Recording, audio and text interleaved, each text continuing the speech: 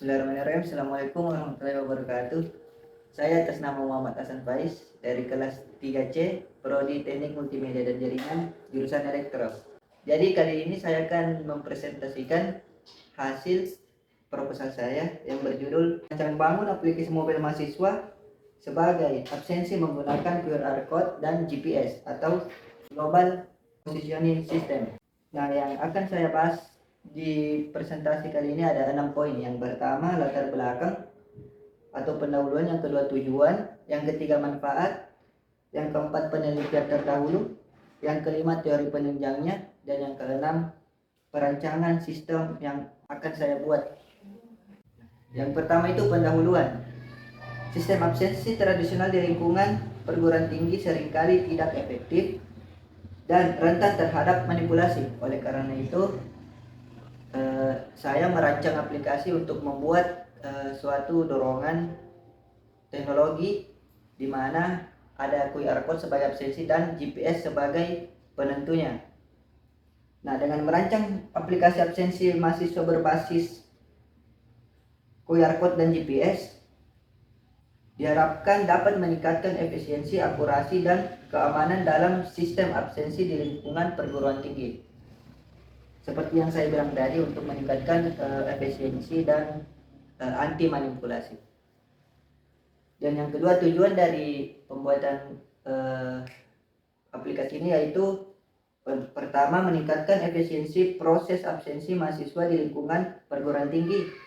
Dan yang kedua, memberikan kemampuan pemantauan kehadiran mahasiswa secara real time kepada dosen dan staf administrasi.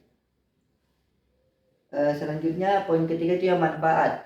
Manfaat terbagi menjadi 3. Yang pertama, meningkatkan efisiensi proses absensi mahasiswa di lingkungan politeknik ini. Yang kedua, aplikasi ini menyediakan kemampuan pemantauan kehadiran secara real time. Yang ketiga, penelitian ini akan menghasilkan rekomendasi dan panduan untuk implementasi aplikasi absensi berbasis QR code dan GPS di lingkungan perguruan tinggi dan universitas. Yang selanjutnya itu penelitian terdahulu.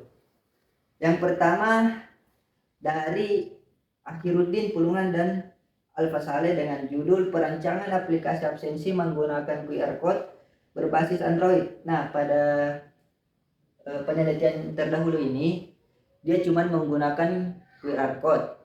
Di penelitian terdahulu ini dia membuat aplikasi tapi hanya dengan menggunakan QR code. Nah, yang kedua itu perancangan sistem presensi menggunakan QR code berbasis Android pada CV Gamalama Mandiri Express oleh Dodi Kurniawan dan kawan-kawan.